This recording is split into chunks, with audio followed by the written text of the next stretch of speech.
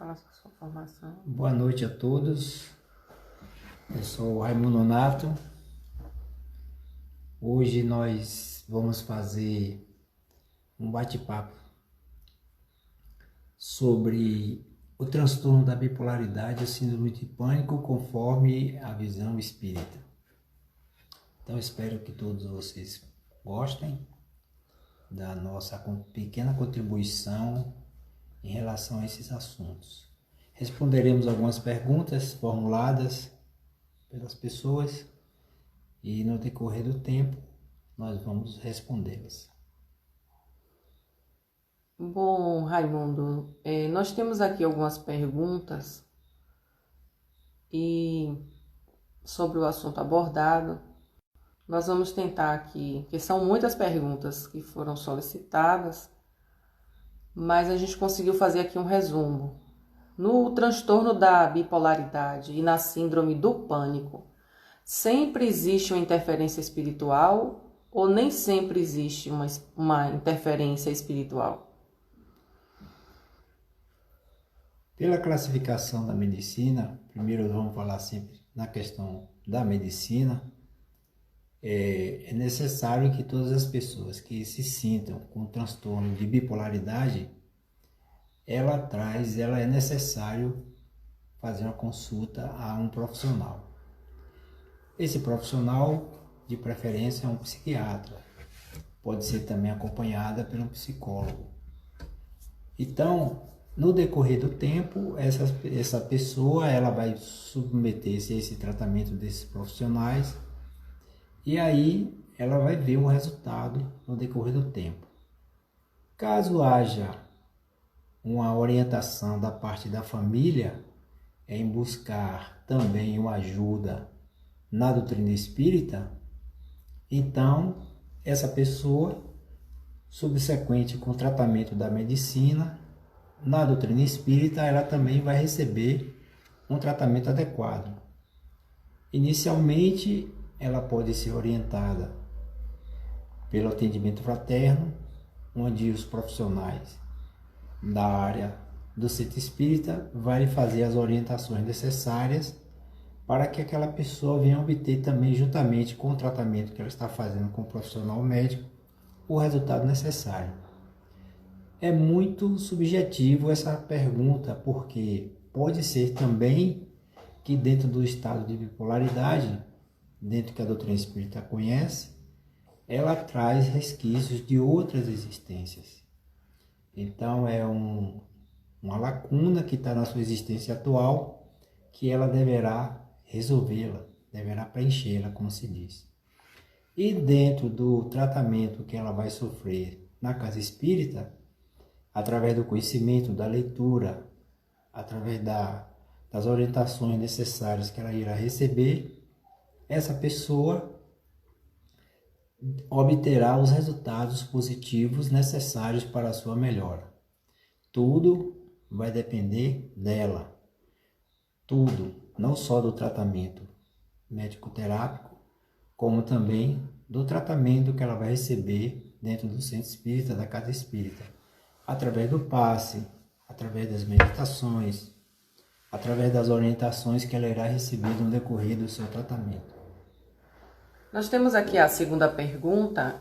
As pessoas acometidas por essas síndromes, elas sempre são médios ou não?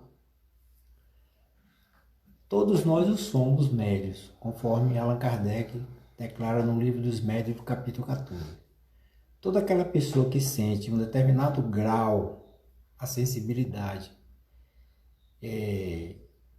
de uma presença de um espírito, ela é médium. Então todos nós possuímos esse dom chamado mediúnico. Nós encarnamos com esse processo. Alguns já em fase mais alterada, outros menos, embora todos, quando formos analisar no decorrer da sua existência, são médiuns. Então, assim, logo que ela estando na casa espírita, onde ela vai receber as orientações necessárias, no decorrer do tempo também, através do seu estudo, através das pesquisas que ela ela irá realizar, o conhecimento que ela vai obter da doutrina espírita, ela vai auto-se analisar e vai descobrir esses fenômenos que dela são produzidos. Fenômenos que fogem, muitas vezes, da compreensão da grande maioria. Muitas vezes são sonhos, são sensibilidades, alterações de humor, alterações de situações psicológicas. A sua personalidade muda variavelmente de situações muito rapidamente. Essa pessoa ela pode se sentir em um estado muito emotivo e, subsequentemente, também ela está no estado de euforia. Então, a mediunidade ela está à tona na sensibilidade desenvolvida daquela pessoa. Então, ela vai descobrir com tranquilidade, com o conhecimento necessário, exatamente dentro da casa espírita. Então, no caso, o tratamento espiritual podia promover a cura nesses casos? Ou... Sim, tudo, volto a dizer, vai depender do indivíduo, vai depender da pessoa, do empenho, da dedicação. Acreditamos nós que qualquer casa espírita que ela se dirija, ela vai receber as orientações necessárias. Primeiro, ela vai adentrar ao estudo da doutrina espírita, as obras basilares de Allan Kardec, como também outras obras subsequentes de Chico Xavier, de Valdo Pereira Franco e outros médiuns psicográficos que nos ofereceram obras de gama conhecimento. Então vai depender da pessoa, do empenho, da dedicação que ela vai lhe oferecer naquele momento que ela necessita da sua cura. A cura, se falando desta palavra, vai depender muito dela e, subsequentemente, do tratamento que ela irá se submeter, que ela irá receber dentro da casa espírita. Sim, então o bipolar, o paciente bipolar, ele tem consciência do que ele faz, o que ele diz, ele esquece depois? Sim, há esse registro na medicina que essas pessoas que sofrem de bipolaridade, ele pode entrar no estado de exaltação. O que é esse estado de exaltação? É um estado de alegria, de alta euforia. E ele pode, naquele momento de descontrole psicológico, emotivo, ele fazer coisas. Vamos supor que ele possa até dizer coisas às pessoas que vá fora do seu contexto, do conexo, desconexo daquilo que ele pensa e acha. E depois as pessoas cobrarem dele o que ele falou. E ele dizer, mas eu não me lembro, eu não tenho certeza se foi eu que falei isso.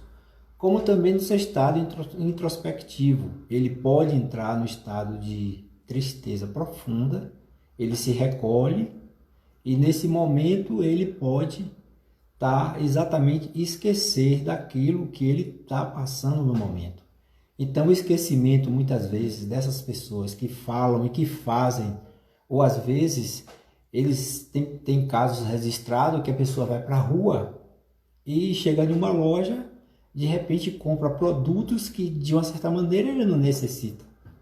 Ele estoura o seu orçamento financeiro. Isso é muito natural nas pessoas bipolares, dela exercer um consumo de objetos desnecessários naquele momento para a sua existência. E depois quando é indagado, mas eu não sei, eu entrei na loja, me deu vontade, eu comprei. Não sei o que aconteceu. Às vezes são somas exorbitantes que fogem completamente do seu controle financeiro. Isso pode ocorrer tranquilamente. Então podemos dizer então que é possível isso ser uma obsessão ou não? Sim, poderá, porque o desequilíbrio psíquico emotivo leva muitas vezes a chamarmos para próximo de nós companhias indesejáveis. Todos nós, independente desse estado de bipolaridade, quando nós, dentro do conceito que a doutrina espírita nos diz, baixamos o nosso padrão vibratório, através das nossas emoções e através dos distúrbios emocionais que nós enfrentamos no dia a dia, é de bom alvitre nós falarmos que convidamos para próximo de nós, possivelmente, companhias indesejáveis, como também a mudança de padrão vibratório também trazemos para próximo de nós companhias agradáveis, que podem ser espíritos familiares, mentores espirituais. Então, podemos sofrer esses dois lados do polo. Ou seja, como diz aquele jargão popular, penso, logo o que eu faço bem, eu trago bem. Penso no mal, logo eu trago o mal. Então, a companhia que está ao seu lado é exatamente a pessoa que você vai convidá-lo para entrar no seu ambiente próprio, na sua atmosfera psíquica. Então, isso depende muito do que você está pensando e sentindo no momento. A terapia, o tratamento com o psicólogo, isso pode ajudar? Sim, poderá. E é uma grande valia nessa questão. Muitas vezes hoje a medicina, não só os psiquiatras, os psicólogos, os psicoterapeutas, quando a pessoa diz ou declara que está passando por esse tratamento, as pessoas logo dizem, está ficando louca, maluca, é bem isso. Se bem soubéssemos, todos nós, dentro das suas dificuldades, poderíamos passar por tratamentos desses profissionais. Claro que cada caso é um caso, cada situação é uma situação. Mas sim, seria necessário e de bom ouvir que essas pessoas assim o fizessem para ajudar muitas vezes a se encontrar. Às vezes tem pessoas que têm traumas de infância ou traumas da criação que sofreram dos pais, traumas que ele pode trazer da relação social que ele teve na sua adolescência e muitos outros casos necessários que às vezes fazem entraves que essa pessoa se torna a pessoa mais consciente da personalidade que ela tem ou do caráter que ela traz. A grosseria, né? A forma grosseira de se comportar, a mudança de humor, isso é uma característica também? Sim, isso já denota, já vai mais profundamente falando de psicologia, ela já traz da personalidade da pessoa. Todos nós temos personalidades variadas, conforme o momento emocional, psicológico e comportamental que você está no momento. Eu vou citar um exemplo. Digamos que nós estejamos aqui agora e aí venhamos a saber que houve a notícia de um desencarne de uma pessoa conhecida. Subsequentemente, nós mudamos psicologicamente a nossa situação. Por quê? Porque recebemos uma notícia. Então, a nossa personalidade nesse momento, ela atua. Então, eu sou adquirido nesse exato momento de uma tristeza, de uma melancolia, um estado de choro, um estado emotivo. Isso é da personalidade. Então, ela atua dessa maneira.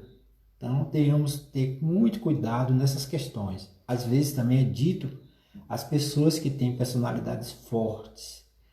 Na verdade, no bem da verdade, não é bem assim. É o caráter da pessoa. A personalidade, ela pode lhe trair muito em determinadas questões. Então, é um estudo que deve ser visto com bastante cuidado.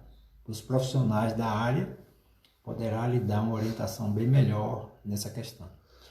Nós temos aqui uma participante que ela tem uma dúvida. Ela queria saber como identificar a crise, se a crise é uma síndrome do pânico ou se é uma ansiedade, uma crise de ansiedade. Ela gostaria de ter essa relação aí que ela não compreende. Isso é muito variável, vai depender do estado emocional que ela se encontra no momento ou da situação que ela esteja enfrentando. Vou fazer uma comparação. Digamos que nesse estado que nós estamos passando agora, a pessoa ou a criatura ela seja acometido de alguma infecção.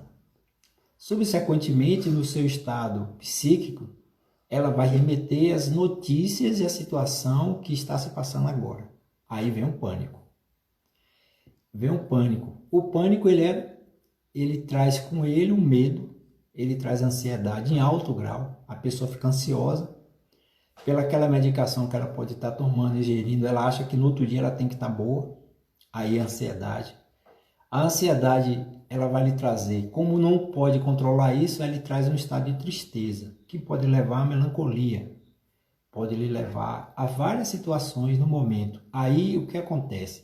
Nesse descontrole psíquico, surge o que? A desregularização do sistema. Aí ela fica com a respiração ofegante, joga adrenalina no seu sistema sanguíneo. Consequentemente, ela pode ter sudorese, ela pode ter taquicardia, ela pode apresentar uma série de outros sintomas físicos que a levou, sem uma existência, sem uma gênese mais aprofundada daquela situação, simplesmente porque ela entrou em estado de pânico. E aí, quando a realidade da situação lhe chega ao seu conhecimento, ela vai analisar que tudo aquilo que ela passou foi um descontrole psicológico, um descontrole emocional. A bipolaridade infantil, ela tem os mesmos sintomas de um adulto, de uma bipolaridade acometida por um adulto? Não, absolutamente não. A bipolaridade infantil, ela é muito, assim, digamos, para um profissional, tem que ser um profissional da área, um psicólogo ou um psiquiatra que lida com a infantilidade. Por quê? Conforme a doutrina espírita nos diz, a criança até os 10, 12 anos, ela ainda está no estado lúdico da sua realidade. Ou seja, o espírito encarnado naquele momento, assumindo aquele novo corpo, ele ainda não tem controle total das suas emoções, do seu estado psicológico. Então, ela pode sofrer, durante esses anos, uma educação castradora, ela pode sofrer hoje que está na moda o bullying, ela pode ter uma série de traumas que carregam dentro de si, e isso vai lhe dar, como ela não sabe expressar psicologicamente o que ela está sentindo, é difícil para ela fazer esse nível de compreensão, esse nível de equilíbrio, saber distinguir o que ela está sentindo. Então ela entra nesse estado. Ela pode ser uma criança muito introvertida ou muito extrovertida. E aí, só um profissional da área mais qualificado que poderá dar um diagnóstico mais preciso para essa situação. Mas que acontece, acontece. Nós já estamos aqui encerrando as perguntas, temos mais 2 perguntas, e a próxima seria sobre se a bipolaridade, a síndrome do pânico, se elas podem estar associadas a uma vida passada, a um resgate, a um compromisso. Sim, ambas. A bipolaridade pode ser uma coisa que ainda ficou uma lacuna em existência passada, que hoje, ao encarnar, o espírito pode trazer isso inserido no seu corpo perispiritual, como também a síndrome de pânico, segundo a própria doutrina espírita, os estudos feitos, foi algo que aquele indivíduo ou aquela pessoa fez no passado, de outra existência, e que não foi regularizado. Então ele traz no seu subconsciente, nos seus arquivos perispirituais, essa falta. E a vida vai lhe cobrar ao longo de um tempo. Ele vai passar, ele vai crescer, ele vai se desenvolver, mas vez que outra, a vida vai lhe cobrar aquela lacuna que está na sua existência, para que ele possa se redimir diante da sua própria consciência e diante da consciência das leis divinas. Então, assim, a síndrome de pânico é, de fato,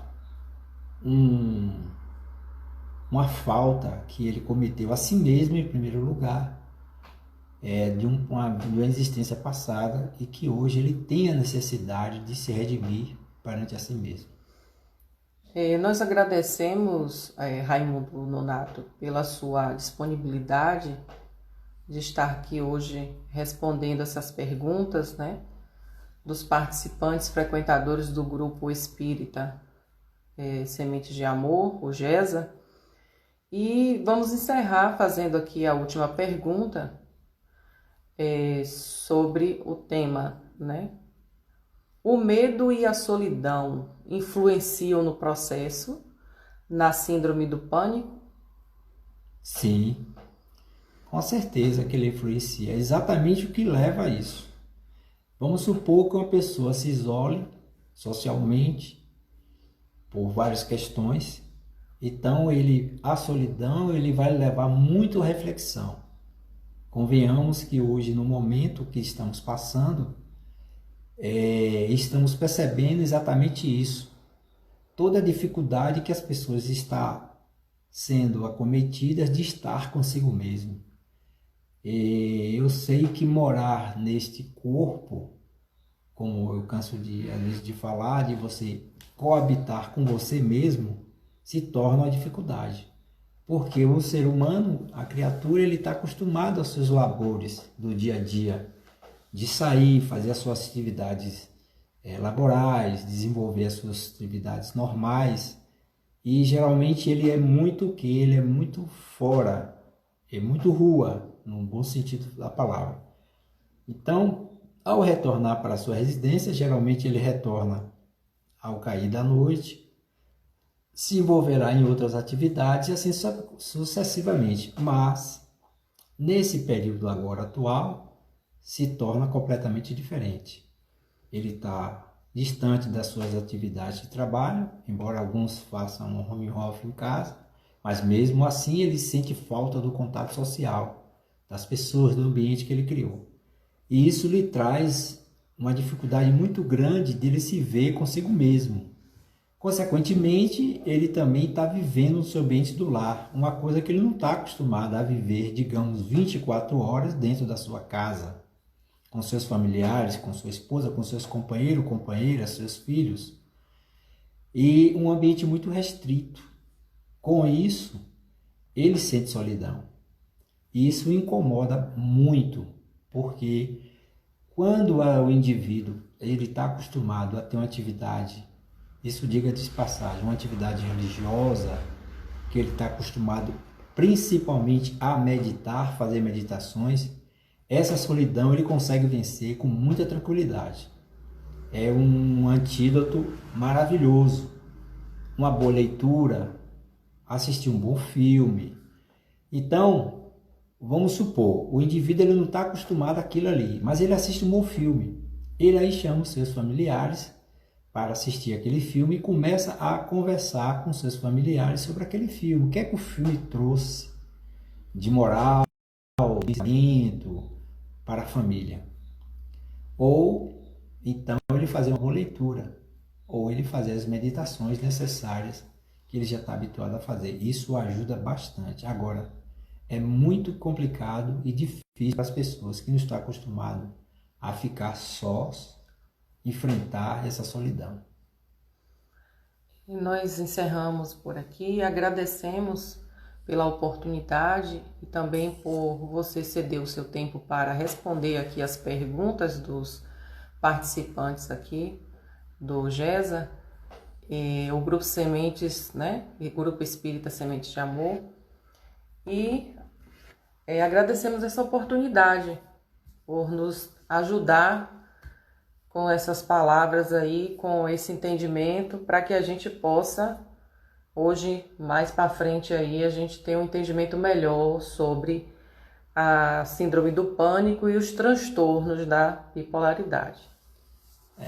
Em particular, agradeço muito o convite, estou aqui sempre à disposição. Para mim, um aprendizado muito bom de estar e espero contribuir de alguma maneira com as pessoas que fazem parte desse grupo, que aprendemos a amar, e demais outras que, caso queira se interessar em adentrar o grupo, nós estamos já falando por todos e portas abertas. E também falando que a doutrina espírita nos leva a ter um nível de consciência melhor em relação ao que estamos passando no momento. E para aqueles que já têm um grau de conhecimento mais adentrado da doutrina, existem várias lives também de muitos profissionais, de muitos oradores espíritas, como o Divaldo Pereira Franco, Haroldo Dutra, Rossano Clide e demais outros que sempre estão contribuindo nessa nossa situação que estamos passando no momento. No demais, agradecer mais uma vez, que Deus nos abençoe, nos dê muita paz que possamos estar tranquilos, ficamos em casa, evitemos sair, use todos os aparatos necessários, que nós já estamos aí, sempre estamos falando, repetindo, para aprendermos cada vez mais, e até o nosso próximo contato, se Deus assim o permitir. Boa noite a todos e que Deus nos abençoe.